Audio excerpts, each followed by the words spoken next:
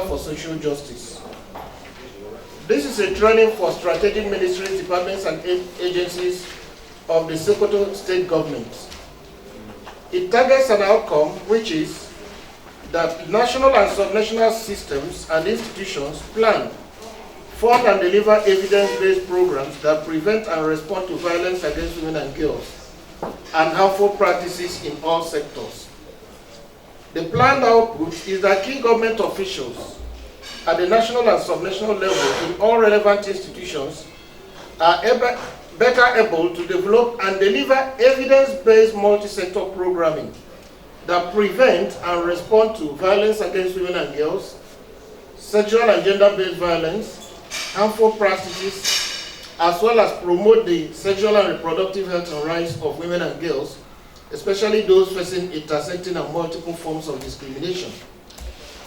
The objectives of this workshop were designed from the demand side, supply side I mean, considering that government provides a supply for the implementation of laws, policies, and plans, is to build a capacity of strategic MDAs to 1, understand these issues and the provisions in subnational, national, and international standards, including the Sustainable Development Goals on the project team. 2, understand and use the indicators for measurement and assessment of progress towards eradicating these vices, and promote the sexual and reproductive health and rights in the implementation of subnational action plans. 3, mainstream the response to these challenges in the preparation and implementation of state-level policy instruments. And 4, mainstream responses to these challenges in the preparation and implementation of budgets within the policy instruments. Over the next 2 days, we'll be looking at the following topics: the standards that regulate sexual and gender-based violence, etc. We're going to look at the Constitution of the Federal Republic of Nigeria 1999 as amended. We are going to look at the Compulsory Free Universal Basic Education Act of 2004 and the local equivalent here. We're also going to look at the equivalent of the Child Rights Act and the National Violence Against Persons Prohibition Act, VAP. Relevant provisions of the Penal Code, your state-level gender policy, national reproductive health policy, and of course the Sustainable Development Goals, especially SDG 5.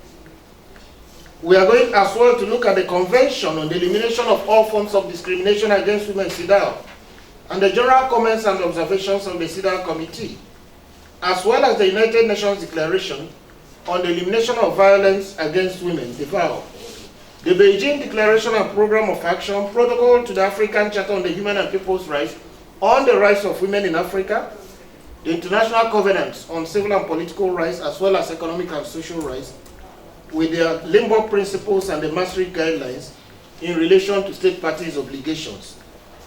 In indicators for measurement of success in eradicating SGBV, we are going to look at the indicators in the Sustainable Development Goals, which is quite detailed. CEDAW and its demands in the reporting progress. Of course, we are going to look at where Sokoto State stands in the National Demographic and Health Survey, the Multiple Indicator Cluster Survey, and Nigerian Education Indicators. In mainstreaming SGBV in plans and policies, we are going to look at the stages in the preparation of policies and plans, relevant interventions at the different stages, role and importance of gender disaggregated data and statistics, and then the provisions for low-hanging fruits across the sectors: agriculture, education, health, justice, youth, and women affairs. Stages in policy and plan implementation, roles of different MDAs, ensuring that key issues get implemented in a sector-wide approach, and implementing quick wins and low-hanging fruits, keeping relevant issues in the front burner. The fourth one is the issue of budgeting. If you make a wonderful policy and plan and you don't back it up with finances and the budget and resources, it will be like a waste of time. So we must understand the budgeting framework and cycle and the minimum core obligations of the bundle of rights associated with violence against women.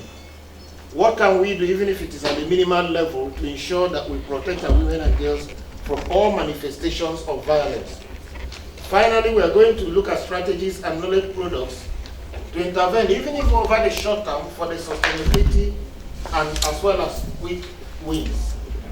On behalf of the Center for Social Justice and our partners in the Spotlight Initiative of the United Nations and the United Nations Development Program, we welcome you to this August event, August workshop, which is still rolling in the month of August. So thank you and you're welcome.